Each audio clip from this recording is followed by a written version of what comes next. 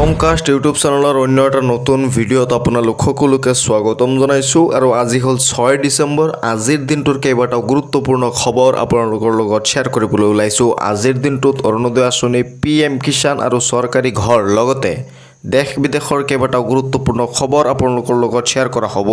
ভিডিঅ'টো সম্পূৰ্ণৰূপে চাব আৰু খবৰসমূহ শ্বেয়াৰ কৰি দিব যাতে সকলোৱে চাব পাৰে।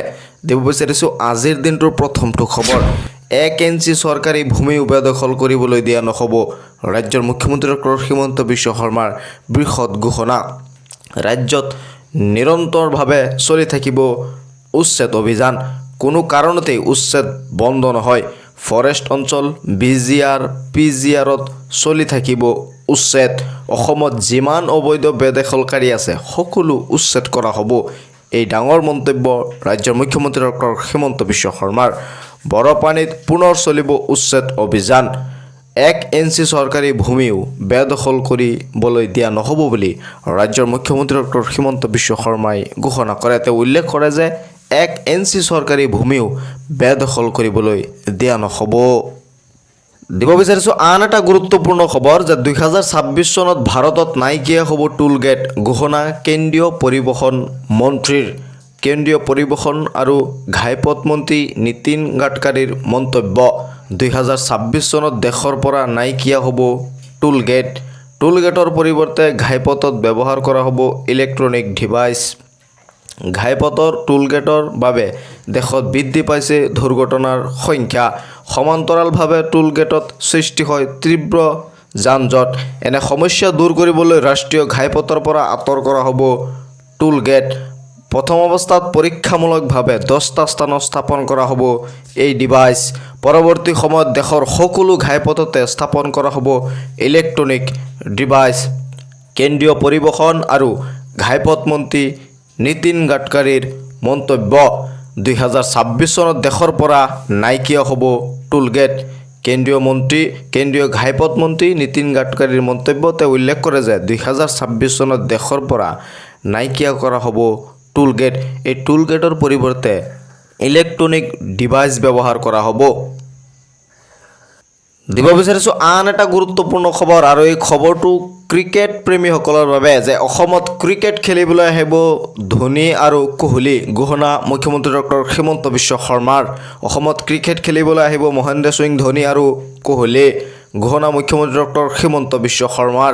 ডিমা হাছাওত ষ্টেডিয়াম মুকলি কৰি এই ঘোষণা কৰে ৰাজ্যৰ মুখ্যমন্ত্ৰী ডক্টৰ হিমন্ত বিশ্ব শৰ্মাই। ডিমা হাছাওত তেওঁ ষ্টেডিয়াম মুকলি কৰি ঘোষণা কৰে যে অসমত কোহলি আৰু ধোনী ক্ৰিকেট খেলিবলৈ আহিব। অহা বছৰ অসমলৈ আহিব ধোনী আৰু কোহলি। এই ঘোষণা ৰাজ্যৰ মুখ্যমন্ত্ৰী ডক্টৰ হিমন্ত বিশ্ব শৰ্মাৰ। ক্ৰিকেট প্ৰেমীসকলৰ বাবে এটা ভাল খবৰ যে অহা বছৰত অসমত ক্ৰিকেট খেলিবলৈ আহিব মহেন্দ্ৰ সিং ধোনী আৰু কোহলি। উমৰাংচু ষ্টেডিয়ামত ক্ৰিকেট খেলিব মহেন্দ্ৰ সিং ধোনী আৰু কোহলিয়ে। উমৰাংচু ষ্টেডিয়ামত ক্ৰিকেট খেলিব মহেন্দ্ৰ সিং ধোনী আৰু কোহলিয়ে। প্ৰতিশ্ৰুতি ৰাজ্যৰ মুখ্যমন্ত্ৰী ডক্টৰ হিমন্ত বিশ্ব শৰ্মাৰ। এই প্ৰতিশ্ৰুতি দিছে ৰাজ্যৰ মুখ্যমন্ত্ৰী ডক্টৰ হিমন্ত বিশ্ব শৰ্মাই। ভাৰতৰ আন তাৰকা ক্ৰিকেটাৰকো আনি খেলুৱাৰ প্ৰতিশ্ৰুতি। কেৱল ধোনী আৰু কোহলিয়েই নহয়, ভাৰতত আন যিমান ক্ৰিকেট তাৰকা আছে সেই সকলোকো অসমত অনাৰ প্ৰতিশ্ৰুতি দিছে ৰাজ্যৰ মুখ্যমন্ত্ৰী ডক্টৰ হিমন্ত বিশ্ব শৰ্মাই। অসমত ক্ৰিকেট খেলিবলৈ আহিব মহেন্দ্ৰ সিং ধোনী আৰু কোহলি। ডিমা হাছাও ষ্টেডিয়াম মুকলি কৰি এই ঘোষণা ৰাজ্যৰ মুখ্যমন্ত্ৰী ডক্টৰ হিমন্ত বিশ্ব শৰ্মাই। তেওঁ উল্লেখ কৰে যে অসমত ক্ৰিকেট খেলিবলৈ আহিব মহেন্দ্ৰ সিং ধোনী আৰু কোহলি। ডিমা হাছাওত ষ্টেডিয়াম মুকলি কৰি এই ঘোষণা কৰে ৰাজ্যৰ মুখ্যমন্ত্ৰী ডক্টৰ হিমন্ত বিশ্ব শৰ্মাই। দিব বিচাৰিছোঁ আন এটা গুৰুত্বপূৰ্ণ খবৰ যে 5, 6 আৰু 7 ডিচেম্বৰত 3 দিন ধৰি নাথাকে বিদ্যুৎ। কোন কোন অঞ্চলত পৰিব এই প্ৰভাৱ চাই লওক। এক গুৰুত্বপূৰ্ণ খবৰ যে 5, 6 আৰু 7 ডিচেম্বৰ তাৰিখে 3 দিন নাথাকে বিদ্যুৎ সেৱা। কোন কোন অঞ্চলত এই প্ৰভাৱ পৰিব, বিদ্যুৎ বিভাগে কি খবৰ জনাইছে জানিব পাৰিব সবিশেষ এই ভিডিঅ'টোৰ জৰিয়তে। বিদ্যুৎ বিভাগে জাৰি কৰিলে জাননী। আজিয়ে চাৰ্জ দি লওক মোবাইল ফোন, কাৰণ 3 দিন বিদ্যুৎ সেৱা নাথাকে।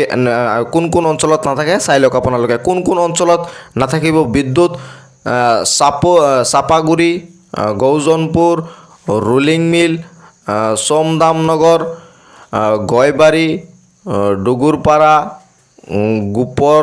গোপৰা গাঁও অঞ্চলত নাথাকিব বিদ্যুৎ সেৱা আজিয়ে চাৰ্জ দিলক মোবাইল ফোন কাৰণ 3 দিন 5, 6 আৰু 7 ডিচেম্বৰ তাৰিখে বিদ্যুৎ সেৱা বন্ধ কৰি দিয়া হ'ব এই অঞ্চলসমূহত আগত হয়তো আপোনালোকে নামসমূহ দেখা পাইছে স্ক্ৰিনত নামসমূহ আপোনালোকে চাই লওক এই অঞ্চলসমূহত 3 দিন বিদ্যুৎ সেৱা নাথাকে যেহেতু বিদ্যুতৰ কিবা প্ৰব্লেম হৈ আছে বা কাৰিকৰী দিশত কিবা ঠিক কৰাৰ বাকি আছে সেই কাৰণে বা ঠিক কৰিবলৈ আছে সেই কাৰণে 3 দিন আপোনালোকে এই অঞ্চলসমূহত বিদ্যুৎ নাপাব পাৰে চাৰ্জ আজিয়ে চাৰ্জ দিলক মোবাইল ফোন বিদ্যুৎ মেৰামতিৰ বাবে নাথাকিব বিদ্যুৎ সেৱা বিদ্যুতৰ কিবা মেৰামতি কৰিব লাগিব সেই কাৰণে 3 দিন এই অঞ্চলসমূহত আপোনালোকে বিদ্যুৎ নাপাব গতিকে আজি আপোনাৰ বিদ্যুতৰ যিসমূহ কাম আছে সেইসমূহ কাম যদি আপুনি এই অঞ্চলসমূহত আছে তেনেহলে আপুনি আজি বিদ্যুতৰ কিবা কাম থাকিলে সেই কামসমূহ আপোনালোকে সম্পূৰ্ণ কৰি লওক কাৰণ 3 দিন আপোনালোকে বিদ্যুৎ সেৱা নাপাব স্ক্ৰিনত দেখুওৱা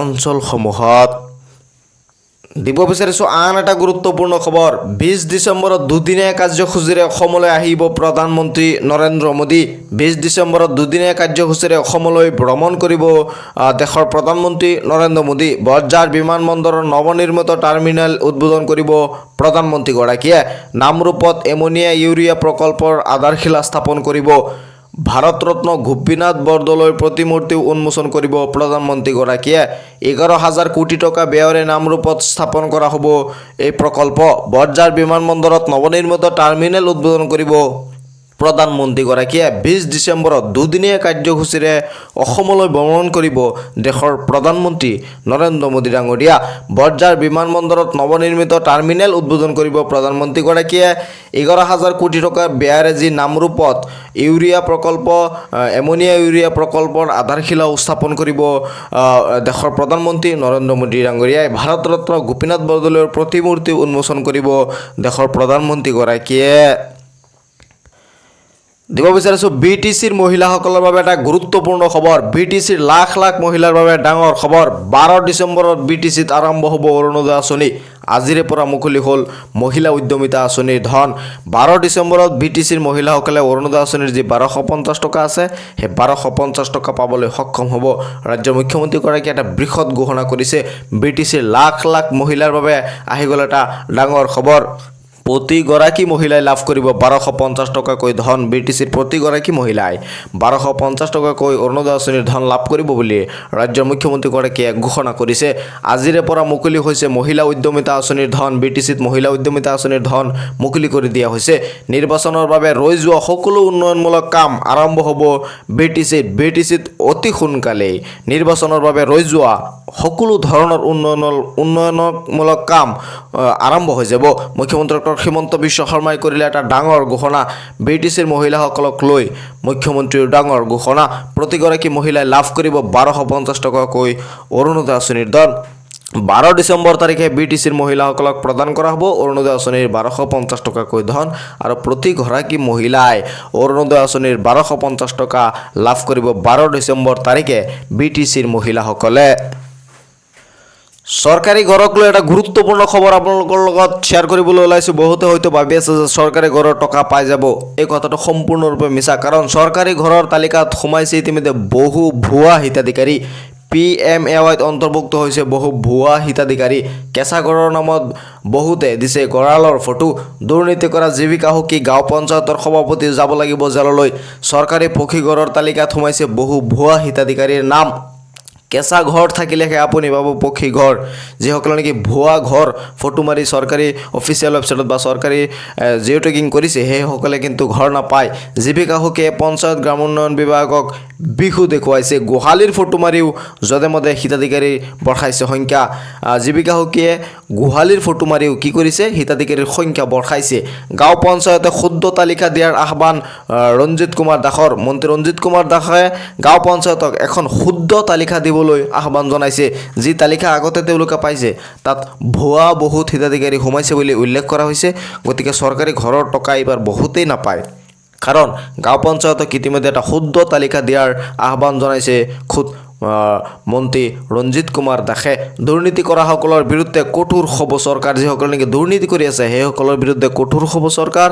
দুৰ্নীতি কৰা জীৱিকা সখী গাঁও পঞ্চায়তৰ সভাপতিও যাব লাগিব জেললৈ। আপোনাৰ এতিয়াও কেঁচা ঘৰ আছে নেকি? যদি আপোনাৰ কেঁচা ঘৰ আছে তেনেহ'লে আপোনাৰ চিন্তাৰ কোনো কাৰণ নাই, কাৰণ যিসকল হিতাধিকাৰী নেকি কেঁচা ঘৰত থাকে সেইসকল নিশ্চয় চৰকাৰী পকী ঘৰ পাব, আৰু যিসকলে দুৰ্নীতি কৰিছে সেইসকলৰ বিৰুদ্ধে কঠোৰ হ'ব চৰকাৰ। ৰাজ্যৰ মন্ত্ৰী ৰঞ্জিত কুমাৰ দাসে ঘোষণা কৰিছে প্ৰতিগৰাকী দৰিদ্ৰ হিতাধিকাৰীয়ে লাভ কৰিব চৰকাৰী PMAYৰ ঘৰ। 15 লাখ পকী ঘৰত অনুমোদন দিছে প্ৰধানমন্ত্ৰীগৰাকীয়ে। কেঁচা ঘৰৰ ভুল তথ্য দিয়াসকলৰ বিৰুদ্ধে কঠোৰ হ'ব চৰকাৰ। যিসকলে নেকি কেঁচা ঘৰৰ ভুল তথ্য দিছে সেইসকলৰ বিৰুদ্ধে কঠোৰ হ'ব চৰকাৰ।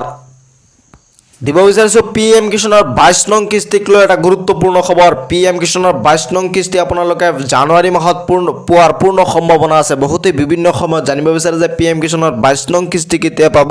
যিসকলে 21 নং কিস্তি পাইছে সেইসকলে 22 নং কিস্তি আপোনালোকে জানুৱাৰী মাহৰ প্ৰথমতে পাব। গুগলত এই কথাটো প্ৰকাশ পাইছে। এটা এক্সপেক্টেড ডেট আপোনালোকক দেখুওৱা হৈছে, স্ক্ৰীণত হয়তো আপোনালোকে দেখা পাইছে, য'ত উল্লেখ কৰা হৈছে যে PM কিষাণৰ 22 নং কিস্তিটো আৰ্লি 2026 অৰ্থাৎ জানুৱাৰী মাহৰ প্ৰথমতে বা 2026 চনৰ প্ৰথমতেই আপোনালোকক PM কিষাণৰ যি 22 নং কিস্তি আছে সেই 22 নং কিস্তি দি দিয়াৰ পূৰ্ণ সম্ভাৱনা আছে।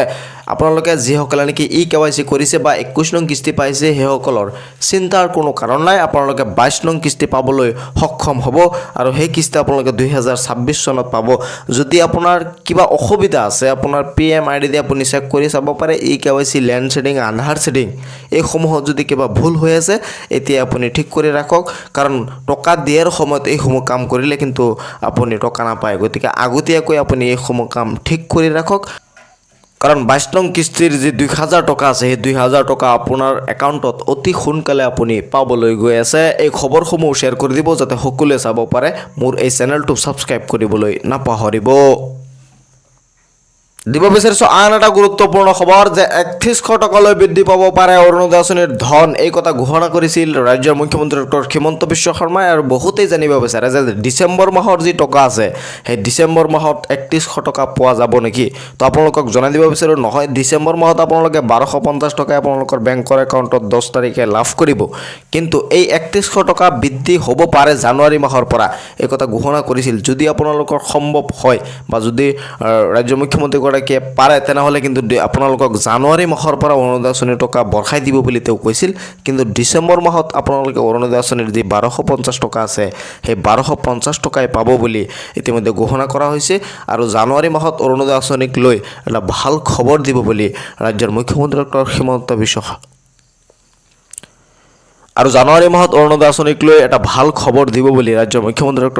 বিশ্ব শৰ্মাই ঘোষণা কৰিছে। হ'ব পাৰে যে জানুৱাৰী মাহৰ পৰা অৰুণোদয় আঁচনিৰ টকা বৃদ্ধি কৰি দিব পাৰে। তো এই খবৰসমূহ শ্বেয়াৰ কৰি দিব যাতে সকলোৱে চাব পাৰে। মোৰ এই চেনেলটো ছাবস্ক্ৰাইব কৰি ৰাখিব। যেতিয়া মই পৰৱৰ্তী ভিডিঅ' আপলোড কৰোঁ আপোনালোকে অতি সহজতে সেই ভিডিঅ'সমূহ চাব পাৰিব। চাই থাকিব আপোনালোকৰ আপোন চেনেল অসম কাষ্ট।